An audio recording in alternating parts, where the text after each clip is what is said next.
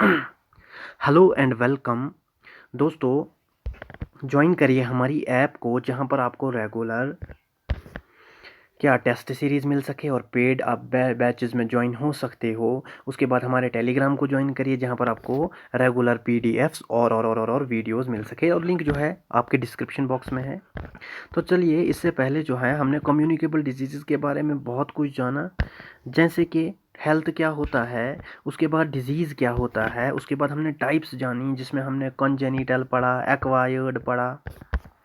उसके बाद हमने क्लासीफाई किया था डिफरेंट चीज़ों को, डिजीज़ को हमने क्लासीफाई किया था कम्युनिकेबल और नॉन कम्युनिकेबल में।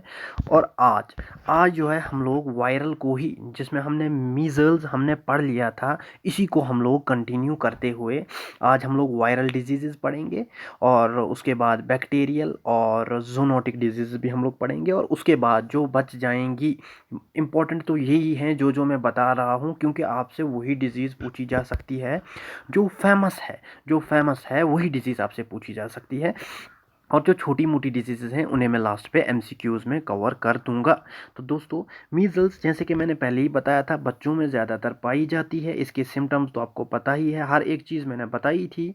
तो मीज़ल्स की मैं थोड़ी सी मैंने पिक एक ला के रखी है आपको समझाने के लिए। तो ये देख लीजिए, मीज़ल्स जो है इसमें स्किन्स जो है इसमें रेडनेस पड़ जाती है, दाग धब्बे पड़ जाते हैं, ठीक है ना। और इसका जो वायरस होता है ना, जो मैंने पैरामिक्सो वायरस कहा था, इसकी शेप आप याद रखेंगे बिल्कुल कोरोना जैसी ही होती है। ये देख लीजिए, ऐसा ही होता है ना, ऐसा ही कोरोना भी होता है ना। तो बिल्कुल ये दोनों सिमिलर टाइप ही हैं। आप याद रखेंगे, measles is equal to corona. बिल्कुल सिंपल है ना। तो चलिए, आज हम लोग बात करेंगे अपने टॉपिक को, इसी वायरल डिजीज़ को कंटिन्यू करते हुए। तो दूसरी चीज़ जो यहाँ पर आती है इन्फ्लुएंज़ा। इन्फ्लुएंज़ा जिसे हम लोग फ्लू भी कहते हैं, जिसे हम लोग अपनी कॉमन लैंग्वेज में ज़ुकाम भी कहते हैं, ठीक है ना। तो ये जो है ये भी एक वायरल डिजीज़ होती है, जो इफ़ेक्ट करती है किस पर, रेस्पिरेटरी ट्रैक पर। ये अफेक्ट करती है रेस्पिरेटरी ट्रैक पर, और जिसकी वजह से क्या क्या हो जाता है, हेडेक हो जाता है, सर में दर्द हो जाता है, उसके बाद मसल्स में दर्द करता है, और कभी कभार सेवियर वीकनेस, कमज़ोरी भी आ जाती है। वो बातें छोड़िए, आप सिर्फ इतना कंसीडर कीजिए कि जब आपको ज़ुकाम लगता है तो आपके सिम्टम्स क्या क्या होते हैं। देख लीजिए, जब आपको ज़ुकाम लगता है आपकी नाक जो है वो बंद हो जाती है, पहली नंबर बात। तो वही लिखा है मैंने, नसल ब्लॉक। उसके बाद कभी कभार खांसी भी होती है, जिसको खांसी भी हो, कफ है, हेडेक है, फीवर है, एनोरीजिया है। इसके अलावा भी बहुत सारे सिम्टम्स हैं। दोस्तों, एनोरीजिया शायद आपको पता नहीं होगा, चलिए एनोरीजिया बता देता हूँ मैं। एनोरीजिया जो होता है ना, एनोरीजिया का मतलब होता है बॉडी का वेट जो है ना, धीरे धीरे अगर किसी चीज़ का ट्रीटमेंट ना किया जाए, आपकी बॉडी जो है उसका वेट धीरे धीरे कम हो जाएगा। अगर फिर भी आपने उस चीज़ का ट्रीटमेंट नहीं किया, उस वायरस को ख़त्म नहीं किया, आपने मेडिसिन नहीं खाई, तो आप की बॉडी इतनी ज़्यादा वीक हो जाती है कि आपकी बॉडी की जो हड्डियां हैं ना वो दिखना शुरू हो जाती हैं। तो यही होता है एनोरीजिया। एनोरीजिया क्या होता है, एनोरीजिया मीन्स लो वेट हो जाना, और बोन्स ऑफ चेस्ट जो है वो भी बाहर निकल आती हैं अगर ट्रीटमेंट ना किया जाए, ठीक है ना दोस्तों। इसके अलावा भी बहुत सारे सिम्टम्स हैं जो आपसे पूछा नहीं जाएगा, जैसे कि हेडेक है, उसके बाद फीवर मैंने बता दिया आपको, कफ मैंने बता दिया, नसल ब्लॉक, बॉडी एक होता है, बहुत सारी चीज़ें हो जाती हैं, ठीक है ना। और अगर ट्रीटमेंट ना हो तो इसी फ्लू से निमोनिया भी हो सकता है बाद में। ये लेटर स्टेज है, जिस चीज़ का ट्रीटमेंट ना किया जाए, जब वो सेवियर हो जाता है, जब वो कॉम्प्लेक्स हो जाता है, तब क्या हो सकता है, इधर निमोनिया और समटाइम ईयर इन्फेक्शंस भी हो जाती हैं, ये भी देखा गया है। और वायरस, ये बात आप याद रखेंगे, ये बात याद रखने वाली है के वायरस जो है कौन सा है इन्फ्लुएंजा या फ्लू के लिए, तो उसका नाम है हीमोफीलियस इन्फ्लुएंजा। सिर्फ आप लोग इतना याद रखेंगे, हीमोफीलियस इन्फ्लुएंजा, हीमोफीलियस इन्फ्लुएंजा। अगर हम लोग इससे भी ज़्यादा डीप जाएंगे तो इसकी भी दो तीन टाइप्स हैं, जैसे कि हीमोफीलिया ए है, हीमोफीलिया बी है, हीमोफीलिया सी है। उतना कोई नहीं पूछेगा, आप सिर्फ इतना याद रखेंगे, इन्फ्लुएंजा किससे होता है, हीमोफीलियस इन्फ्लुएंजा वायरस से। और इसका इंक्यूबेशन पीरियड कितना होता है? इंक्यूबेशन पीरियड जो है 1 to 4 है, 1 to 4 दिन है, लेकिन मंथ मंथ नहीं समझना, 1 to 4 डेज। और इंक्यूबेशन पीरियड पहले से ही मैं बताता चला आ रहा हूँ कि मान लीजिए जब आप पे इस वायरस का इफेक्ट हुआ, मतलब जब वायरस जो है आपके अंदर चला गया, तो वो अपना इफेक्ट, अपना असर कब शुरू करेगा, उसी पीरियड को हम लोग इंक्यूबेशन पीरियड कहते हैं। और ये जो है 1 से 4 दिन का होता है। और ट्रीटमेंट भी कोई नहीं पूछेगा, चलिए फिर भी आप लोग याद रखेंगे, एमेंटाडीन की मेडिसिन हम लोग टिक्कियाँ खाते हैं, टैबलेट्स खाते हैं, और अकाइक्लोवर। देखिए, ट्रीटमेंट और प्रिवेंशन में बहुत ज़्यादा फ़र्क है। कुछ लोग जो है ट्रीटमेंट और प्रिवेंशन में, मतलब दोनों में वो मिक्सअप कर देते हैं।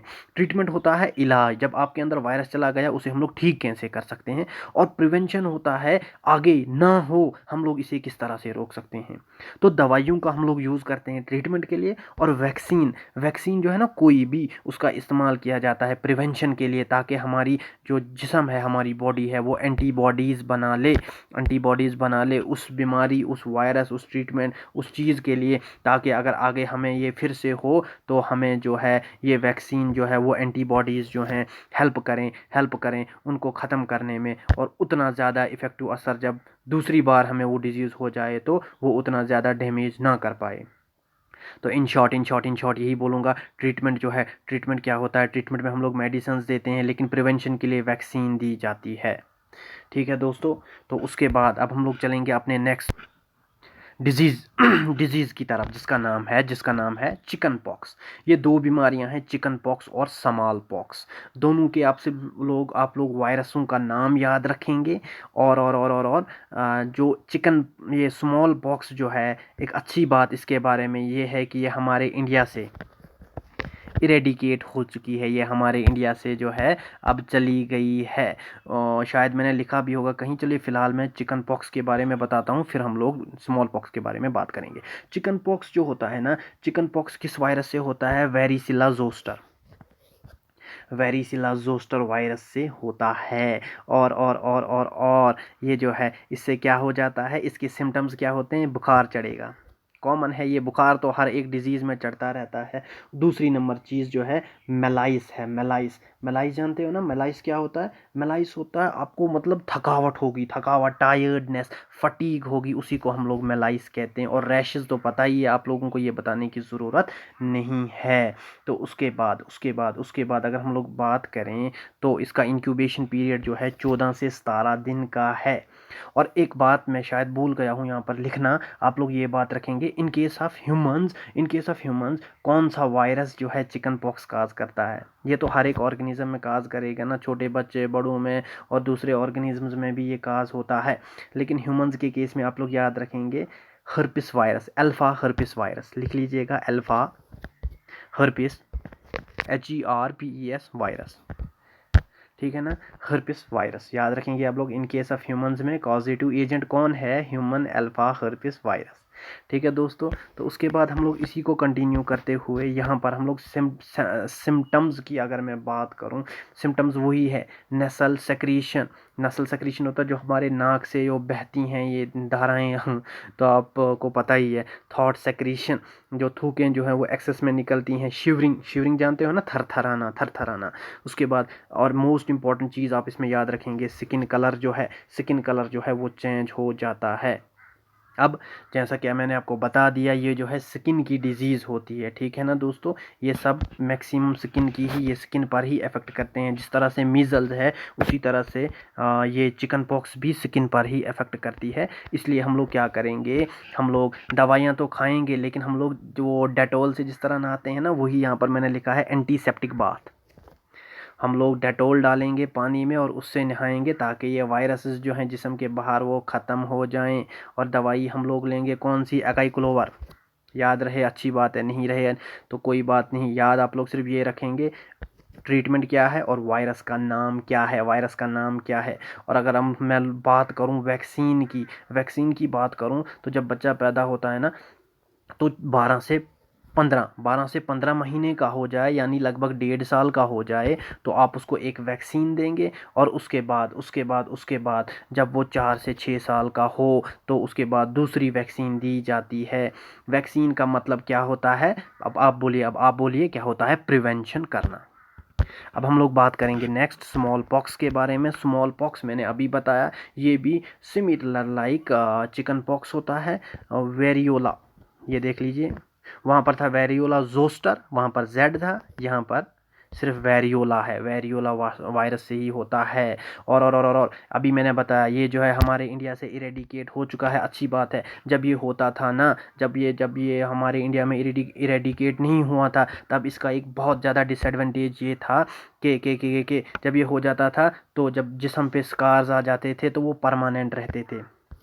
वायरस ख़त्म होने के बाद भी, याद आप रखेंगे आप लोग कि ये स्कार्स जो है लाइफ टाइम तक रहते थे, ये चले नहीं जाते थे। ये बहुत ज़्यादा भयानक फिर इंसान दिखता था, अच्छा नहीं दिखता था इसकी वजह से। तो चलो शुक्र है कि अब ये जो है ख़त्म हो चुकी है। उसके बाद अगर मैं इसके सिम्टम्स की बात करूं तो सिम्टम्स वही कन्वल्शन है। कन्वल्शन पता क्या होता है? कन्वल्शन होता है, इसका दूसरा नाम सीज़ियोर भी होता है, SEIZURES, सीज़ियोर। सीज़ियोर क्या होता है? अगर मैं सीज़ियोर की बात करूं तो सीज़ियोर होता है मतलब आपके मसल्स जो होते हैं ना वो रेगुलरली कंट्रैक्ट करते हैं और रिलैक्स करते हैं और कॉन्ट्रैक्ट करते हैं, जिसकी वजह से आपकी बॉडी ना कंटिन्यूसली शेक करती है। वो होते हैं ना मैक्सिमम, वो कुछ अस्थमा पेशेंट्स में भी कभी कभार ये वाला सिम्टम देखा जाता है, कन्वल्शन। मतलब उनकी वो बॉडी वाइब्रेट करती रहती है, उसी को हम लोग कन्वल्शन कहते हैं। और वो कन्वल्शन होता क्यों है? क्योंकि बॉडी जो है ना वो जो है वो कॉन्ट्रैक्ट और रिलैक्स होती है, बॉडी की मसल्स बहुत तेज़ी से।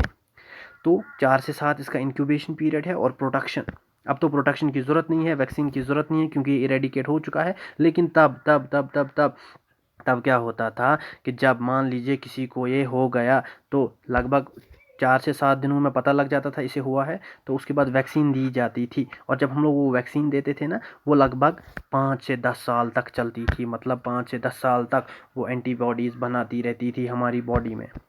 तो होप ये भी आपको समझ आ गया होगा। ये मैं सिर्फ थोड़ा बहुत एक्सप्लेन कर रहा हूँ, बाकी आपसे पूछा जो जाएगा सिर्फ वायरस और ये वैक्सीन जो है, जिसका वैक्सीन यहाँ पर दिया है वो पूछा जा सकता है, और वायरस का नाम, डिजीज़ और वायरस कौन से वायरस से होती है, बस, बाकी कुछ नहीं।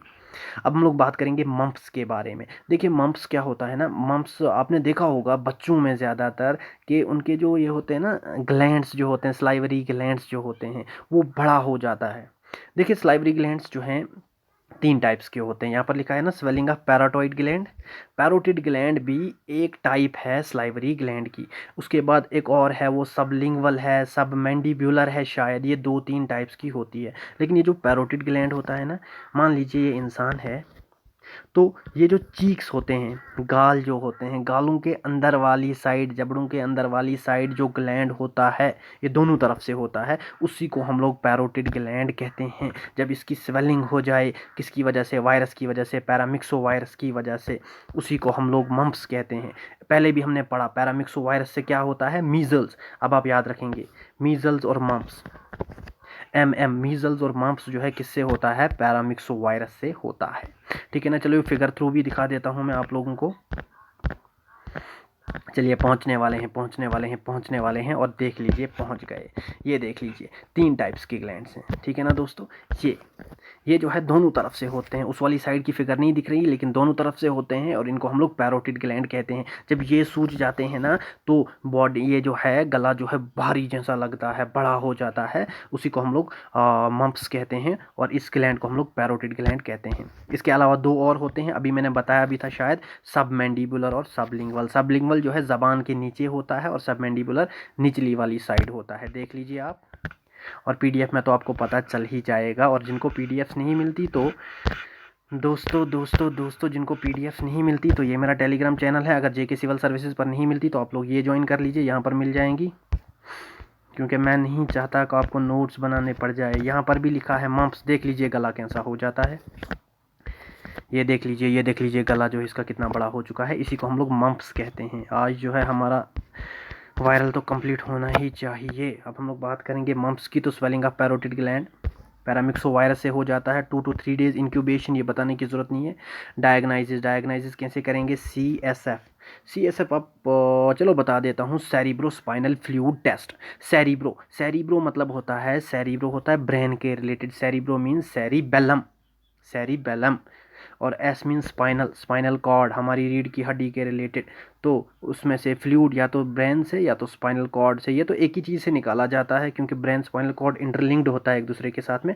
फ्लूइड निकाल के उसे टेस्ट किया जाता है, और अगर वायरस हो तो उसका मतलब क्या होता है, उसे मम्प्स हुआ है। तो CSF टेस्ट आप इतना याद रखेंगे, cerebro, CEREBRO cerebro, SPINAL spinal, CORD cerebro spinal cord, FLUID fluid, cerebro spinal fluid test जो है यूज़ किया जाता है। उसके बाद समटाइम ये पहले याद यूज़ किया, आप तो ब्लड टेस्ट, बी टेस्ट याद रखेंगे, ब्लड टेस्ट या यूरिन टेस्ट, इससे भी पता लग जाता है कि क्या है, मम्प्स हुआ है या नहीं हुआ है। तो उसके बाद अगर मैं कॉम्प्लिकेशंस की बात करूं तो कॉम्प्लिकेशंस आप लोग देख लीजिए क्या क्या मैंने लिखा है कॉम्प्लिकेशन। ऑर्चिटिस देख रहे होंगे, ऑर्चिटिस, ओ फोरोटिस। देखिए ऑर्चिटिस क्या होता है, ऑर्चिटिस क्या होता है, जो टेस्टस होते हैं ना, मेल्स के जो टेस्टस होते हैं, ठीक है ना, बताने की ज़रूरत तो है नहीं, जो टेस्टस, आप खुद डिक्शनरी पे ये चीज़ें देख लीजिएगा। टेस्टस जो होते हैं जहाँ पर सेमन बनती है, तो टेस्टस जो होता है उनमें इन्फ्लेमेशन हो जाती है, और इन्फ्लेमेशन बार बार बोलने की ज़रूरत नहीं है, इन्फ्लेमेशन में काफ़ी बार बोल चुका हूँ। तो ओओफिटिस क्या होता है, एक तो इन्फ्लेमेशन हो जाएगी टेस्टिस में। दूसरी नंबर बात, सॉरी, ऑर्चिटिस होता है इन्फ्लेमेशन ऑफ टेस्टिस। ओओफोरोटिस क्या होता है, ओवरीज की इन्फ्लेमेशन। ओवरीज जानते हो ना, फीमेल रिप्रोडक्टिव सिस्टम के अंदर जो है ओवरीज होता है, जिसके अंदर ओवा बनते हैं, ओवीए ओवा बनते हैं, अंडे बनते हैं, और वही जो है जब मेल की सेमन जाती है उस ओवा को फर्टिलाइज करती है, फिर जाइगोट बनता है, जाइगोट के बाद आगे चल के प्रोसेस होता है, फिर 3-3 महीने के ट्राइमेस्टर्स चलते हैं, और 9 महीने के बाद गैस्ट्रुलेशन यानी कि बच्चा पैदा हो जाता है। होप यहाँ पर आपको समझ आ गया होगा।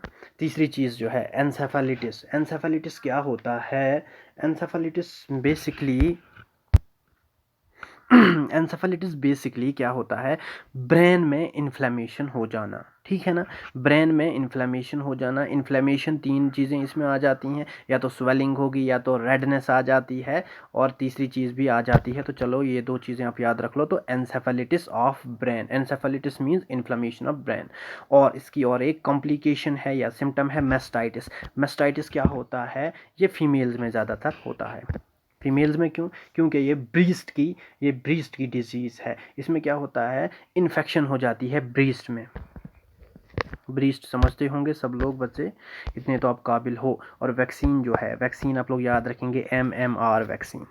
पहले भी मैंने ये वैक्सीन का नाम बता लिया है। इसमें मीज़ल्स, उसके बाद मीज़ल्स है, रूबीला है, उसके बाद मम्प्स है।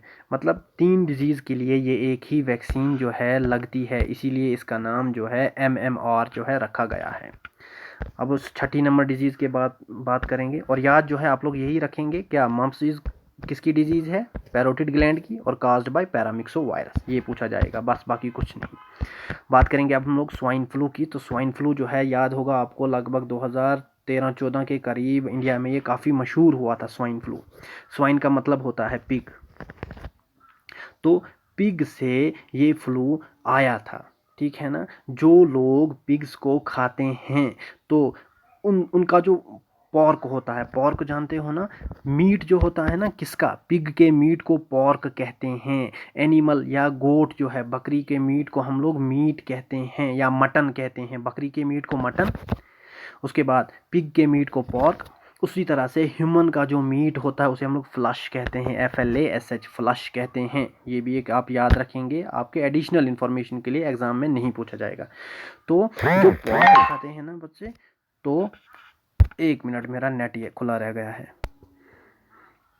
तो चलिए, तो स्वाइन फ्लू किससे होता है, पॉर्क जो लोग खाते हैं उनसे जो है ये वायरस आ जाता है, और बाद में ये प्रॉब्लम क्रिएट करता है, फ्लू हो जाता है, ज़ुकाम हो जाता है। और एक यहाँ पर एक याद रखेंगे आप लोग, H1N1 इसका फार्मूला है, स्वाइन फ्लू का फार्मूला H1N1 है, इसलिए इसका नाम H1N1 फ्लू भी इसी को हम लोग कहते हैं। पिग ब्लू इन्फ्लुएंजा, क्योंकि इसमें जो है बॉडी थोड़ी बहुत ब्लू कलर की हो जाती है, ब्लू कलर की हो जाती है, जिसे हम लोग ब्लू इन्फ्लुएंजा भी कहते हैं। हॉग फ्लू भी इसी का नाम है और पिग फ्लू भी इसी का नाम है।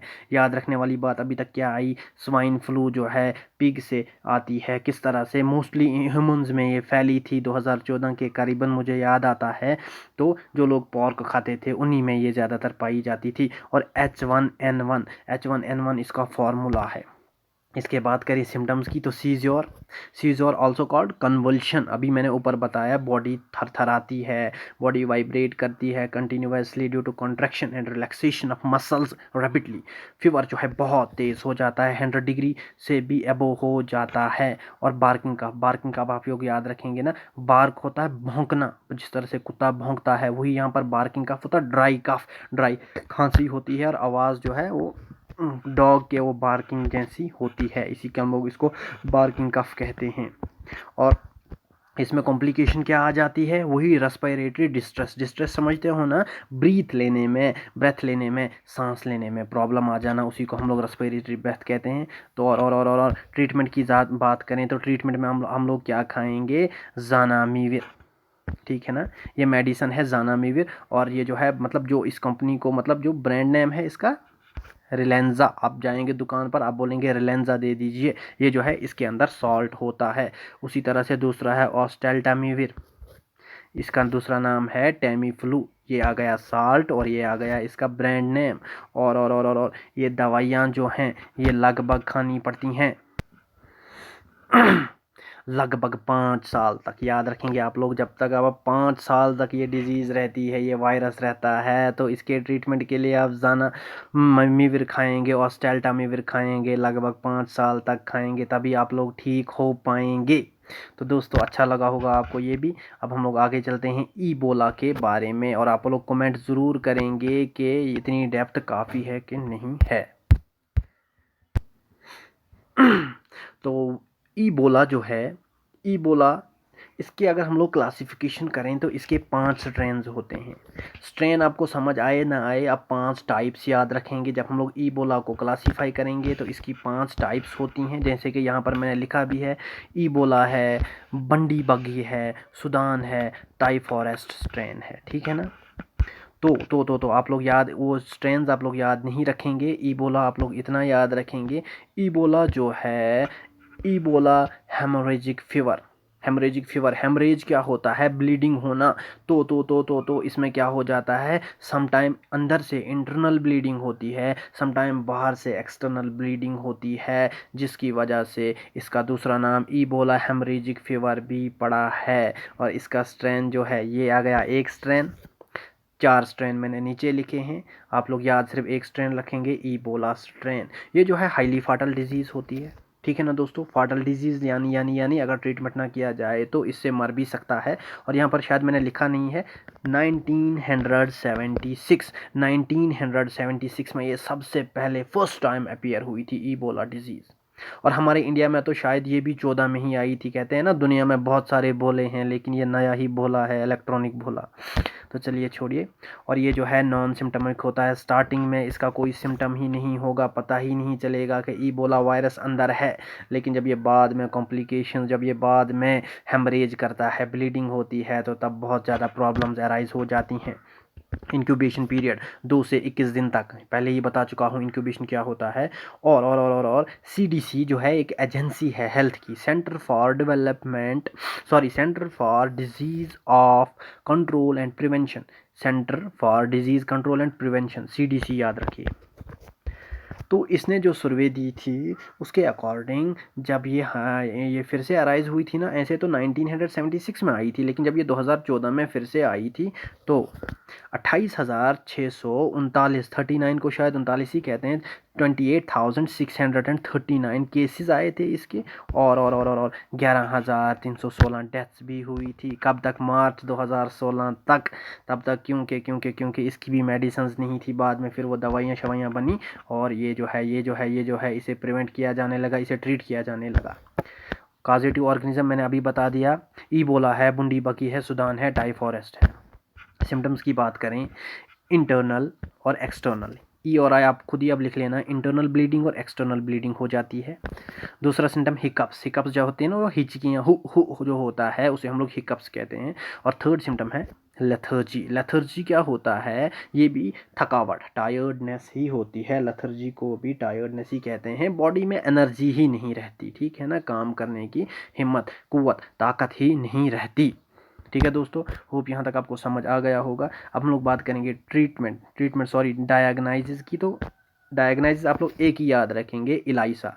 इलाइसा की फुल फॉर्म है एंजाइम लिंक्ड इम्यूनोसॉर्बेंट एसे। लिख लीजिए ENZYME enzyme, LINKED linked, IMMUNO immuno, SORBANT sorbent ASSAY एसे, एंजाइम लिंक्ड इम्यूनोसॉर्बेंट एसे। और इस टेस्ट का इस्तेमाल किया जाता है और एक डिजीज़ को डायग्नाइज करने के लिए, याद रखेंगे आप लोग, एड्स के लिए, एक्वायर्ड इम्यूनो डेफिशिएंसी सिंड्रोम। और दवाइयों की बात करें तो एंटीपायरेटिक्स आप लोग देंगे। देख लीजिए एंटीपायरेटिक्स, एंटीपायरेटिक्स जानते हो ना, 3-4 बार मैं आपको यही चीज़ बता चुका हूँ। एंटीपायरेटिक्स वो सब्सटेंसेस, वो मेडिसिन्स होती हैं जो बुखार को कम करती हैं, जो फीवर को रिड्यूस करती हैं। उसके बाद इलेक्ट्रोलाइट बैलेंस, क्योंकि पानी में वो सोडियम जो है वो कम हो जाता है, वो मैग्नीशियम। उसके बाद इलेक्ट्रोलाइट बैलेंस यानी ORS खाना, जो मार्केट में मिलता है ना, ORS पानी में डाल के हम लोग पीते हैं, उससे इलेक्ट्रोलाइट का बैलेंस हो जाता है, उसी को इलेक्ट्रोलाइट कहते हैं। ग्लूकोज चढ़वाना वीन्स के थ्रू, वो भी इलेक्ट्रोलाइट में आता है। और ब्लड ट्रांसफ्यूजन, जैसे कि मैंने अभी ऊपर कहा था, ब्लीडिंग होती है बहुत ज़्यादा, इंटरनल और एक्सटर्नल, इसलिए ब्लड ट्रांसफ्यूजन, किसी दूसरे बंदे से ब्लड लिया जाता है, उसे चढ़ाया जाता है, उसी को हम लोग ब्लड ट्रांसफ्यूजन कहते हैं। अब आता है हिपैटिटिस डिजीज़। हिपैटिटिस आप लोग सिंपल याद रखेंगे, हिपैटिटिस जो है डिजीज़ है किसकी, लिवर की। Hepatitis is a disease of liver.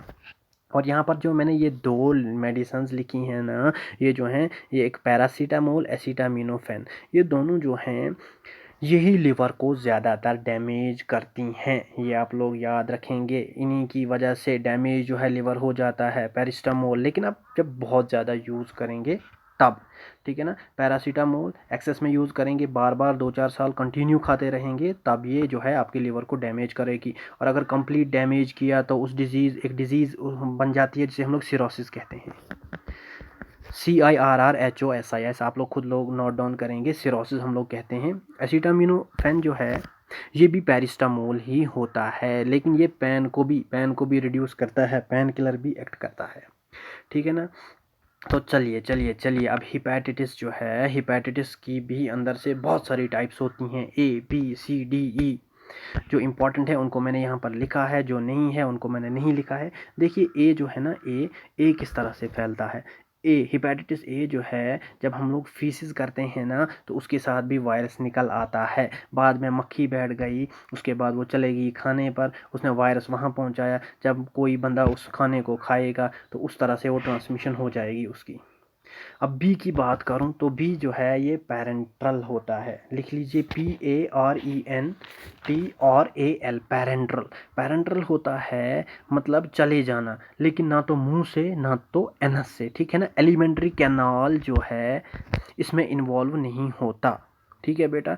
मतलब किसी भी, यानी कि इस वायरस जो है आपके स्किन पर बैठेगा, वहाँ से एंटर हो सकता है, लेकिन ना तो मुंह से ना तो एनस से, यानी कि एलिमेंट्री कैनाल से ट्रांसमिशन नहीं होगी। उसी को हम लोग पैरेंट्रल कहते हैं। स्पेलिंग लिख लीजिए PARENTRAL, ठीक है। अब हिपैटिटिस सी की बात करूँ, ये फैलता है किस तरह से, सेक्सुअल ट्रांसमिशन। ये जो है फैलता है सेक्सुअल ट्रांसमिशन से। और डी की बात करूं, पेरीनाटल ट्रांसमिशन। पहले मैंने पैरेंट्रल कहा, अब पेरीनाटल कह रहा हूँ। पेरीनाटल ट्रांसमिशन मीन्स जब माँ के पेट में बच्चा होता है, माँ के पेट में बच्चा होता है, तो अगर माँ में वो वायरस है तो वही वायरस जो है बच्चे में भी चला जाएगा, उसी को हम लोग पेरीनाटल ट्रांसमिशन कहते हैं। और अब बचता है लास्ट वाला ई। तो ई वाला जो है, हिपैटिटिस ई जो है, फूड और वाटर से फैलता है, ठीक है ना दोस्तों। तो होप यहाँ तक भी आपको समझ आ गया होगा।